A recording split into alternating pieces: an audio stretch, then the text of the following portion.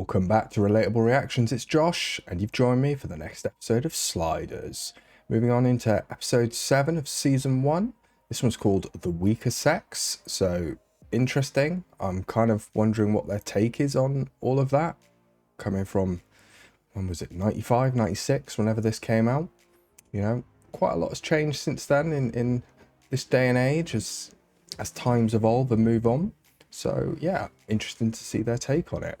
Previous episode, we had Sliders landing on a world where the queen of that world was in a lot of debt, where incredibly smart, intelligent people were considered to be the most popular of people, like rock stars, celebrities of today's age. And it was quite a nice take, that sort of sports game show that they had going on. But yeah, they managed to get out of that situation. And we're sliding into this next journey. So without further ado, it's Sliders. Let's go. No, we went flying. Somebody get that hole a bit nearer the ground sometime. Wherever we are, it's roughly 6.5 weeks to the next world. Coming from the person that literally just put a portal off the top of a building is saying, can you do it lower next time? Home, then there should be a news vendor's called Bernie's just at the entrance to the park. It's never home. We should be selling the best hot pretzels in the world. Ah! A sign, a very good sign. I've got a $5 bill, but I am not wasting it on a lousy pretzel. Is pretzel normally $5? That seems like a lot, especially back then. But I'm reasonably sure that this pretzel is identical to those at home. Would you folks mind holding it down? The president's about to speak. President Clinton? Of course I mean Clinton. Who else? My fellow Americans, I speak to you tonight from the White House. She still never made it. She still never made it. The U.S. Congress, the board of directors, just about every company on the Fortune 500, all female. Well, evidently we've landed on a world where women are in authority and men are relegated to a second-class status. Gender discrimination's no laughing matter.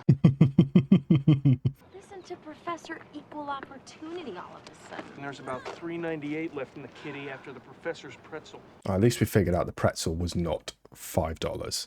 Any luck? No dice. The only jobs I'm qualified for are a nanny situation out in Napa and a nude photographer's model. How's it going with Rembrandt? Another $7. I'll be glad when you guys find work. I've been singing 7 hours straight. You're not supposed to abuse your instrument like this. Another couple of songs and we'll be able to afford a motel room. At least he got the hotel. What's that? Cheese. That is not cheese. Brie is cheese. Camembert is cheese. I'll take it. Oh. That looks actually disgusting. How'd it go? I got the job. I'm overseeing the computer installation in the mayor's office. It's so cool. I even got a cash advance. Maybe now we can move to a bigger motel room and I won't have to sleep in the bathtub. Ah, cheese. Proper cheese. There's an election coming up and they're restaffing for the campaign. I think I can get you guys jobs. Allow me, madam. It will be my pleasure to press your button. 5. Oh, you're getting to the 5th floor, too. There you are. Chivalry is not dead. How lucky for us. Oh, a woman with a dry sense of humor. How delightful. Man who presses buttons, how interesting. I don't like large men or men with beards or phony English accents. Other than that, you might have had a chance. Strike. Congratulations, Professor. You just hit on the mayor. Bold leadership for the 21st century. With her scheduling, she'll probably be 3 years late for that. When a woman is intoxicated with power, she can be every bit as misguided as a man. I'm Lois Auchincloss, Mayor Ross's executive administrator. Come this way, please. Attitude adjustment, Professor. Try and stay cool. Go and get a job, boy. Wish me luck. Back at you. Are you going to be looking at that sports page? And read about women basketball players? I'd sooner watch paint dry. You seem to possess a pretty radical outlook. Oh, you don't know the half of it. He looks really familiar. Eisenbach. Your friend said you're some kind of professor? I'm Maximilian Arturo. If this thing with the Ross campaign doesn't pan out, let me know. I have something that might interest you. So the job's fairly straightforward. We'll need you to open the office around 8:30 and make coffee for everybody. I thought I was here to run your data processing system. Well, a handsome man with typing skills, more than we bargained for. In addition, we'll need you to wear nice clothing. He is the new secretary. Then we'll see you bright and early. Get to that front desk, Quinn. Oh, Quinn, tell Wade she's got great taste. We've got Activision going on right now.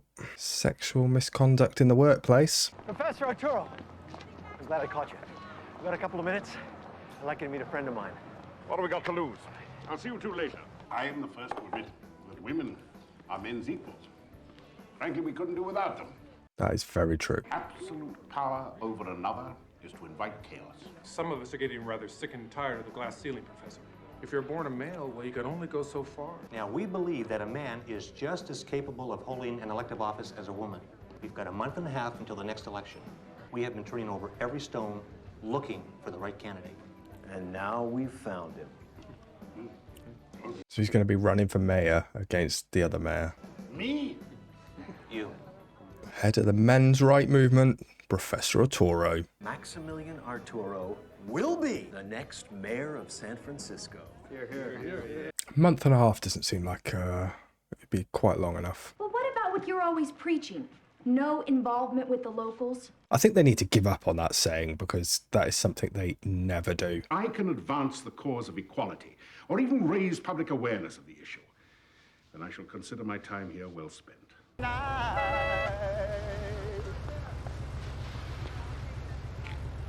You peeping me? She looks like trouble. I'm kind of in the music business myself. I could introduce you to some record producer friends of mine. They're always looking for new talent. I mean, he's never going to turn that down. He loves it. Hop in. Maximilian Arturo standing for mayor, sir. I trust I can get your vote. You should be ashamed of yourself. Ignorant bovine. Get the schmoozing. Kiss a few babies. Look right over there. Want me to kiss that baby? Gonna get votes. Sir, I need to kiss your baby. Sir? Probably not the way to go about it. Look at the history of this place. Hundreds of years ago, women got sick and tired of watching men go off to war and kill each other, so they took over. There's no war anymore, no violent crime. Things are not so bad here. You are just upset because you feel devalued and overlooked because of your sex. Something that I have felt most of my life. He's impossible. Maybe you can talk some sense into him. After all, I am only a woman. Stay out of it, Quinn. Stay out of it. I want to know everything about you. It's not every day a woman meets the man of her dreams. Just using him, isn't she? So, what about these record producers? All in time. I'm going to do something for you. Oh, she's Weinsteining you. She's Weinsteining you. You're going to do something for me. Let us join together and build a society of true equals. I want you there to vote for me. We're going to effect changes in this society. It's no longer going to be Mayor Ross and her cronies. We're going to have some men in there.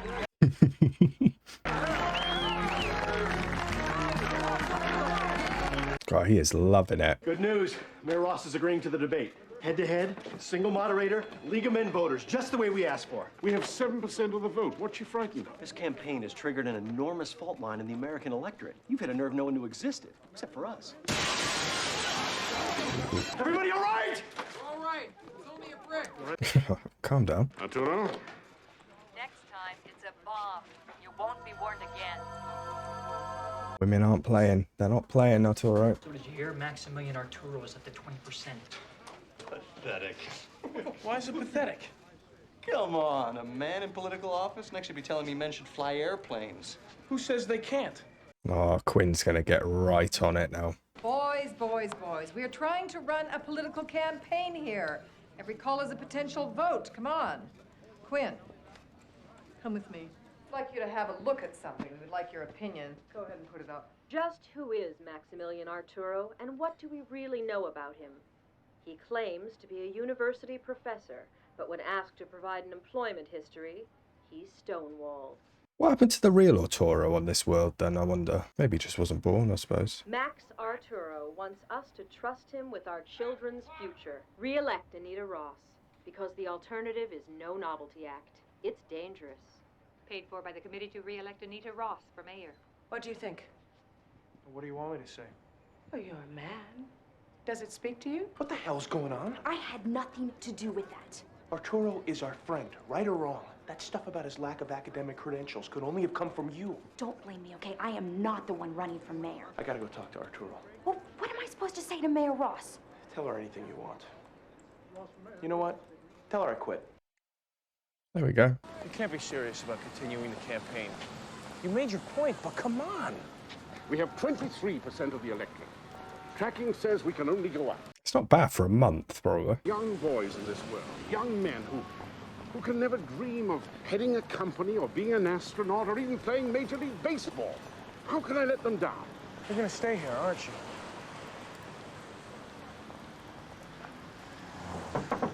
They're all very easily swayed, aren't they, about staying somewhere? Who are you? I could ask that same question. Serena's boyfriend. And what are you doing in my robe? She's been playing games. What do you mean, boyfriend? She didn't say anything about a boyfriend. Yeah, well, we broke up. Oh. You're a heck of a lot older than her usual pickups. If I'm a pickup, how come I'm cooking dinner and you're the one dropping by for a visit? I'm a musician. She's a record promoter, okay? It's not like we're getting engaged or anything. Oh. No, she's a record promoter. She's not a record promoter? Played Rembrandt. Sorry. My therapist says I'm still working through my relationship with Mom. Trying to recreate my sense of isolation as a child so I get myself addicted to these abusive, degrading relationships. I don't mean to dump all this on you. Hey, it's okay. Best buds. Best buds. Don't you let her break your heart, boyfriend. Because she'll steal your soul and never give it back. Yeah, let's get out of this one, Rembrandt. Looking good. He's got a gun! Oh, did they hit him, or? It was a man. Well, of course it was a man. When did you ever hear of a female assassin? Wade, come on. There are always going to be counter-revolutionaries threatened by any change in the status quo. It's not our world. You imposed your value system on people who just aren't ready for it. Oh, maybe you're right. Very deep. We're all trying to push our values on other people. That's the problem. I don't like the idea of being just another notch in your belt. Guys with pass keys, silk undies in the closet. When I get home tonight, we'll just put this whole unpleasant conversation behind us. Home tonight, where are you going? I told you I have a business dinner. I made beef stroganoff. Well, now what do you expect me to do? Change my plans? If you love me so all-fired much, you could spend a little time at home.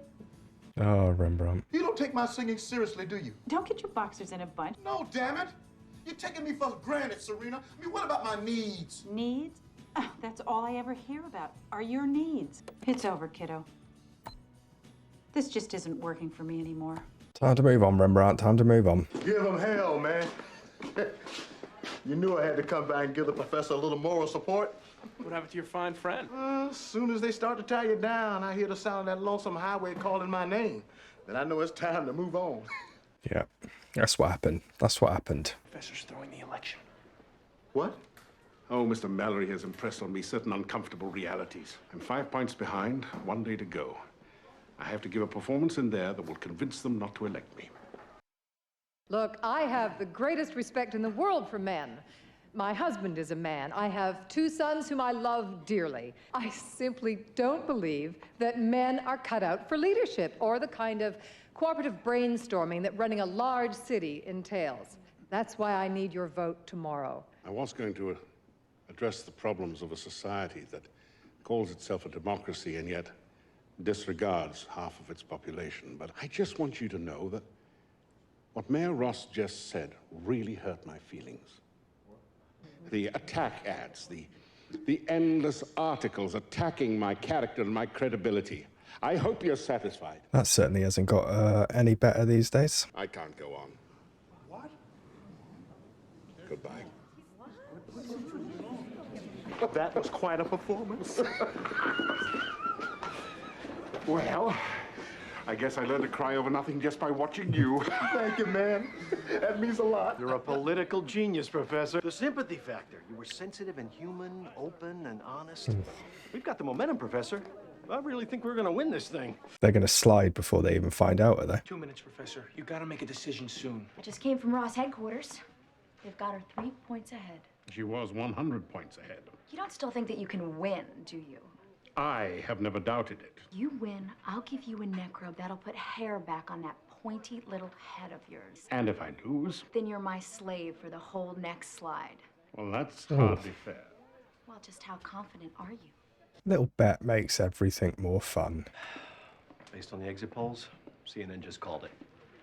For Ross. See? When we started this campaign, we didn't expect to win. We just wanted to make a good showing. Today, we have come that close. You will win the war. Thank you so much, and God bless you.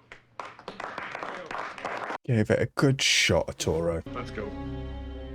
Thank God. Why was he so afraid of it? It's not like he's got to go in anyway. BBC and NBC say CNN's all wrong. It just declared you the winner. Professor? And they're gone. Wonder what will happen with all that now.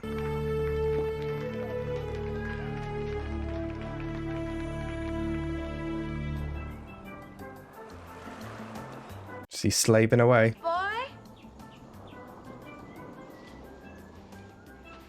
Boy, I need a refill, please. Thank you. At least it's a nice world to slave on. Bit ironic, really, considering we were just talking about equality and stuff. Tell me the truth. Did you vote for him? Me either. Still won. There we go, at the end of the episode. And there we have it. That was I really enjoyed that episode, and you know, there's a lot to unpack. I mean, when did this come out? Let me check quickly. Is it 95? According to the Prime Video, anyway, it says January 1st, 1995. So it just goes to show how many things that, you know, obviously we've always known about equality and the problems that women have had to go against when it comes to being equal, but to think how we're still fighting that battle today, and it's got a lot better, but it's still not where it should be. And obviously that world was maybe too far the opposite way, although let's be honest, they said there was no war and crime, so who's to say it's not somewhat better? But that whole idea of everyone needs to just realize we're all humans and we can all contribute to different things, different ways. And maybe when people are a bit more open-minded, the world become a better place. Whether that'll ever happen, who knows? But yeah, just a really surreal episode again, ahead of its time, I imagine. I don't know how many other shows were doing things like that.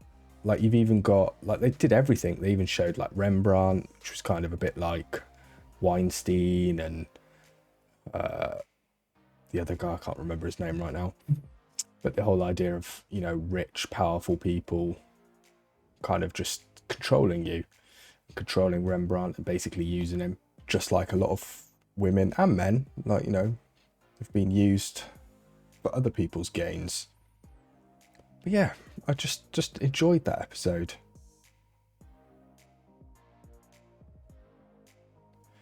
Obviously, not a lot was learned from it, seeing as we're still trying to fight that fight today.